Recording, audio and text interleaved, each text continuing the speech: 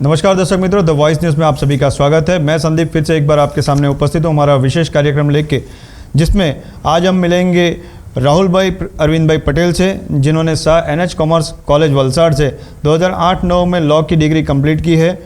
वर्तमान में वो वापी में निवास करते हैं और वलसाड़ ज़िले की सभी कोर्ट में वो बतौर वकील, एडवोकेट एंड नोटरी वो अपनी सेवाएं देते हैं। बात करें राहुल भाई की, तो RSS से ही प्रेरित अधिवक्ता परिषद में बतौर सचिव उनकी साल 2019 में नियुक्ति हुई थी और उनकी कर्तव्यनिष्ठा और उनके जो स्वभाव है, हेल्पफुल नेचर है, उसको देखते हुए संगठन ने 2023 में फिर से एक बार उनको सचिव के पद पे कंटिन्यू किया है। तो आइए मिलते हैं ऐसी विशेष शख्सियत से कि राहुल भाई पटेल से, जो दक्षिण गुजरात के सचिव के पद पर तैनात है अधिवक्ता परिषद के।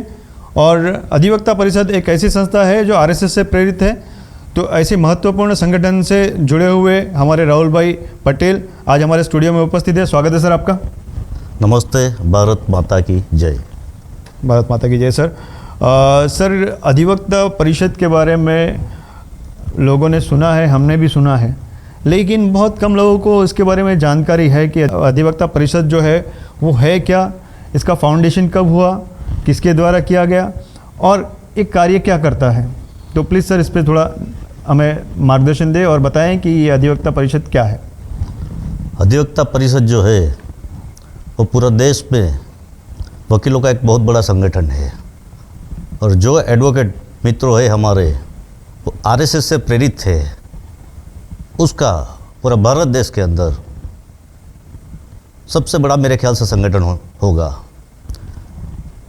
अधिवक्ता परिषद की स्थापना हमारे जो राष्ट्रीय स्वयंसेवक संघ के प्रचारक थे स्वर्गीय दत्तोपंत ठेंगड़ी जी, उसने 7 सितंबर 1992 में दिल्ली में परिषद की स्थापना की थी। उसका परिषद का ध्येय यही था कि जो अधिवक्ता है, समाज को जो कौन आगे ला सकता है, तो एक अधिवक्ता परिषद ही समाज को आगे ला सकता है। एक अधिवक्ता ही समाज को बेहतर कर सकता है। तो उसकी सोच ने उस स्वर्गीय दत्तोपंत ठेंगड़ी जी को मन में ये सोच आई और उसने 1992 में अधिवक्ता परिषद की स्थापना की। भाई धन्यवाद, आपने बहुत अच्छा परिचय दिया अधिवक्ता परिषद का। सर ये बताएं कि अधिवक्ता परिषद जो है उससे लोगों को क्या लाभ मिल सकता है, जो आम जनमानस है भारतवर्ष के, उनसे क्या लाभ, उनको क्या लाभ मिल सकता है इस संगठन से। अधिवक्ता परिषद एक ऐसा संगठन है जो ग्रामीण क्षेत्र के लोग हैं, जो मजदूर लोग हैं, जिसके पास मूड़ी का अभाव है, ऐसे विस्तार में जाके लोगों के बीच जाके ग्रामीण क्षेत्र में कानूनी शिविर करना, कानूनी शिविर करके लोगों को जागरूकता पैदा करना एक सबसे बड़ा कार्य है। और जिसके पास मेरे ख्याल से जो ग्रामीण वर्ग है, जो गरीब वर्ग है, जो मजदूर वर्ग है, उसके पास शिक्षण का भी अभाव है और पैसे का भी अभाव है जी। तो वो लोग इधर उधर भटके रहते हैं। तो उसको जागरूकता लाने के लिए अधिवक्ता परिषद वो समाज को गढ़ने का एक काम करते हैं। क्या बात है सर, बहुत बढ़िया बात कही आपने सर कि समाज के जो दबे कुचले लोग हैं, जो कम शिक्षित हैं, जिनको वाकई में न्याय की ज़रूरत है, ऐसे लोगों को आप मदद करते हैं न्याय हासिल करने में। बहुत अच्छी बात है, बहुत उम्दा कार्य आपके और आपके संस्था द्वारा किया जाए है, जो काफ़ी सराहनीय कार्य है। सर आगे हम ये बात करेंगे कि समाज में विविध संगठन काम करते हैं, अलग अलग समाज के, अलग अलग धर्म के, तो उन संगठनों को किन बातों का ध्यान रखना चाहिए। अभी आप लोग तो अभी मीडिया का ज़माना है जी, और मोबाइल का ज़माना है। मेरे ख्याल से हर नवयुवक के पास या हर घर में 2 मोबाइल तो रहते ही होंगे जी। और सभी समुदाय के, हिंदू हो या मुस्लिम हो या क्रिश्चियन हो या पारसी हो, ईसाई हो या सिख हो, सबको अपने अपने धर्म की रिस्पेक्ट रखनी चाहिए। और आज हम लोग सुनते हैं कि ये कौम ने ये बोल दिया, ये कौम ने ये बोल दिया, ये धर्म वाले ने ये बोल दिया। जी। तो ये सब बातें बहकावे में, किसी के बहकावे में आके कोई भी कानून के ऊपर जाके कोई वायलेंस क्रिएट हो, ऐसी किसी को एक्टिविटी करनी नहीं चाहिए। सर इसी क्रम में आगे बढ़ते हैं। तो जो वायलेंस हो ऐसी प्रक्रिया नहीं करनी चाहिए आपने कहा। तो सर एक तो शिक्षा जो है, शिक्षा नीति है, उसमें क्या परिवर्तन होना चाहिए, और साथ में उसके साथ और कौन से ऐसे बदलाव है जो समाज के लिए अति आवश्यक है और जिसके चलते समाज में सुधार आ सकता है? शिक्षा के बारे में मेरा ऐसा मानना है, आज तो हमारी सरकार भी शिक्षा के स्वरूप में हर गांव में, हर शहर में बहुत अच्छा काम कर रही है जी। और मेरे ख्याल से हमारे जो माननीय बड़ा प्रधान है नरेंद्र भाई मोदी जी, उसकी निगरानी में पूरा शिक्षा का स्तर भी आज सुधरा हुआ है जी।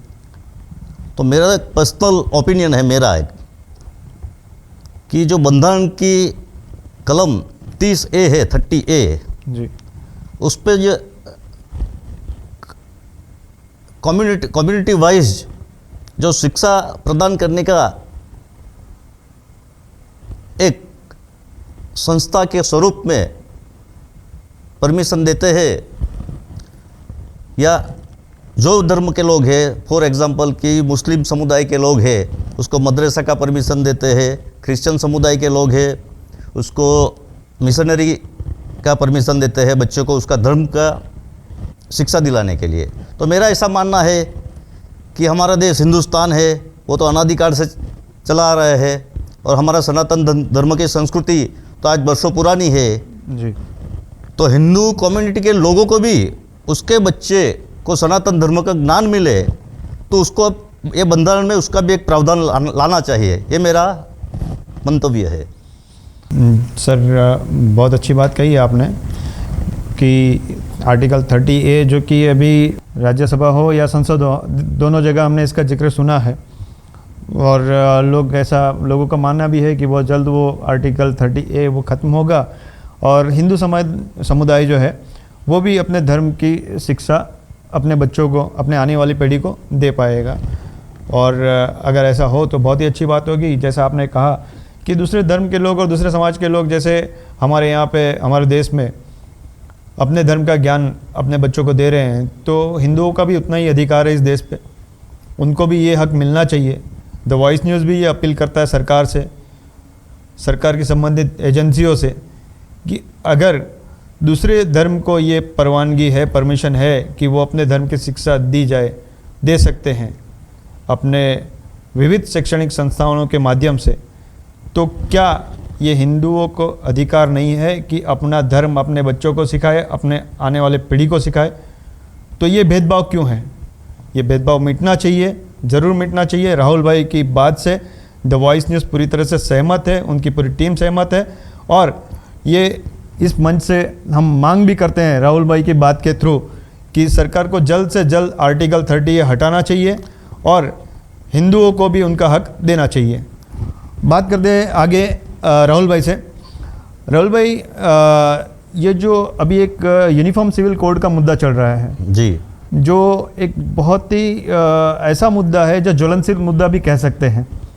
कुछ लोग उसके फेवर में हैं समाज के, कुछ लोग उसके विरोध में हैं। तो सर क्या होना चाहिए? ये बिल आना चाहिए, ये एक्ट लागू होना चाहिए या नहीं लागू होना चाहिए? पहले तो मैं आपको बता देता हूँ संदीप भाई, यूनिफॉर्म सिविल कोड कोई संवेदनशील मुद्दा तो है नहीं जी, कॉमन मुद्दा है। अभी हम सब भारतीय है, चाहे उस पर हिंदू लोग बसते हो, क्रिश्चियन लोग बसते हो, सिख लोग बसते हो, मुस्लिम लोग बसते हो जी, और एक ही धरा पे सब रहते हो जी, तो एक नागरिक एक कानून होना चाहिए। लेकिन सर ऐसा क्या आवश्यकता है कि एक नागरिक एक कानून? वैसे तो सबके लिए कानून एक कॉमन ही होना चाहिए।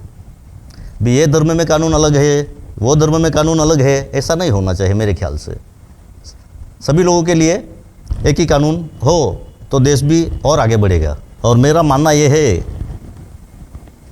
कि यूनिफॉर्म सिविल कोड जो है वो कोई धर्म आधारित नियम नहीं होना चाहिए, कोई जाति आधारित नियम नहीं होना चाहिए।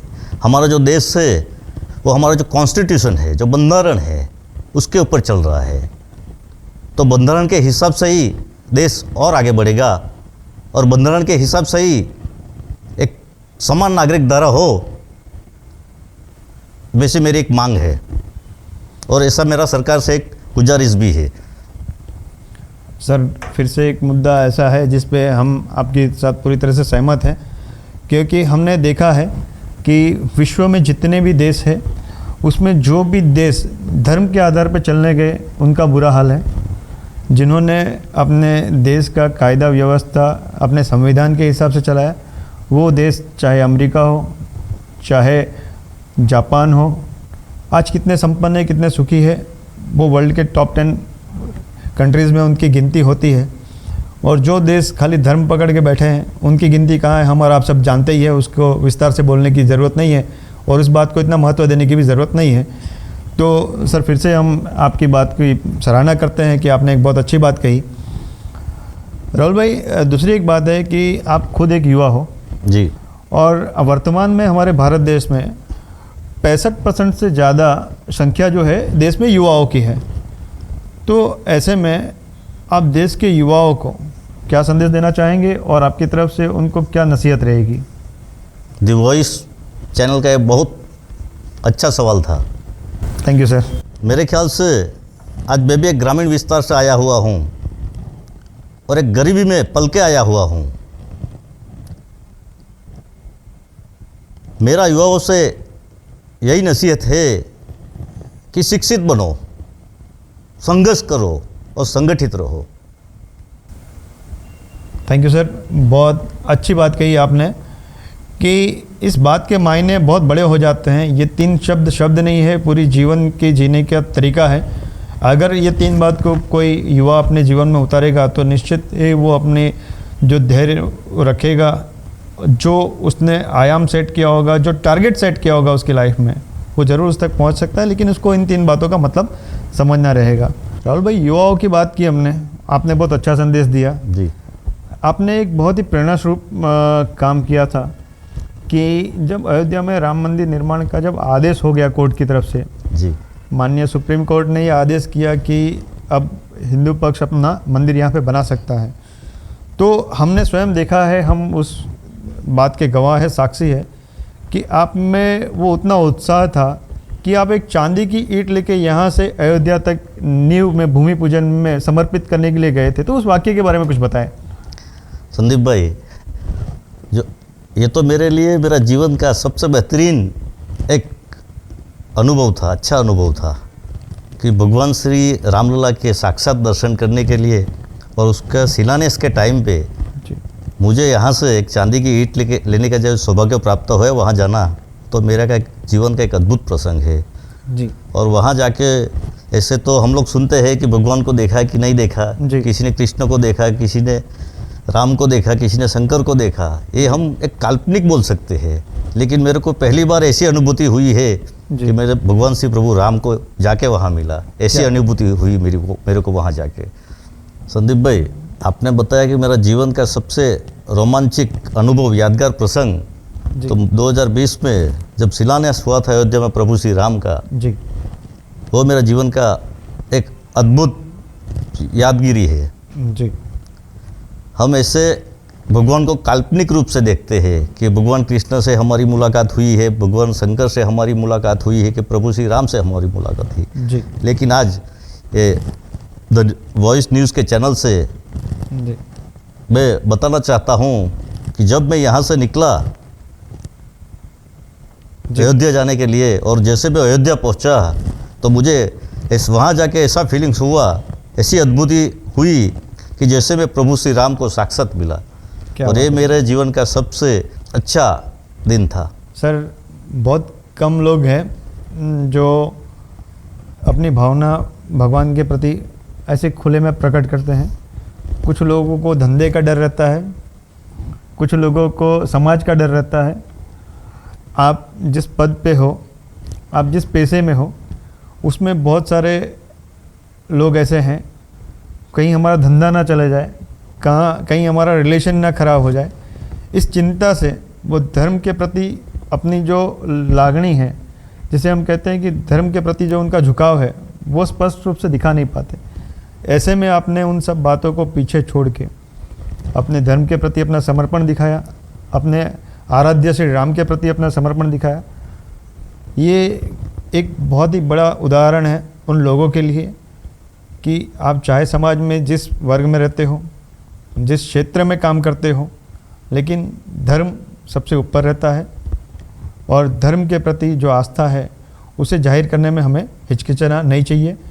वो हमें डंके की चोट पे बताना चाहिए कि हमारे ये आराध्य है और हम उनको मानते हैं। जो आपने किया, जो इसके लिए द वॉइस न्यूज़ की पूरी टीम आपकी सराहना करती है और आपको बहुत सारी अभिनंदन देती है कि आपने युवाओं को एक बहुत अच्छी प्रेरणा दी। और दूसरे लोग जो समाज में दब के रहते हैं अपने धंधा जाने के डर से, अपनी दोस्ती गंवाने के डर से या अपना व्यवहार खराब होने के डर से, तो उनको भी आपने एक मैसेज दिया कि भाई अपने धर्म को मानने से ना धंधा जाता है, ना व्यवहार जाता है, ना दोस्ती जाता है। सबका धर्म है, सब अपने अपने धर्म का आदर करे। बहुत अच्छा संदेश दिया सर आपने, थैंक यू सर। जय श्री राम। और इसी के साथ आज का जो विशेष साक्षात्कार है उसको हम यहाँ पे विराम देते हैं। राहुल भाई, आप अपना कीमती समय निकाल के यहाँ पर आए हमारे स्टूडियो पे, उसके लिए हम आपके बहुत ही आभारी हैं। और आपने अब तक जो भी हमें इस इंटरव्यू में बताया उससे हम आशा रखते हैं कि हमारे जो भी श्रोता हैं, दर्शकगण हैं, साथ में हमारे देश और विदेश में रहने वाले भारतीय हैं, उनको कुछ अच्छा जानने मिलेगा, कुछ अच्छा समझने मिलेगा। बहुत बहुत आभार सर आपका। जी।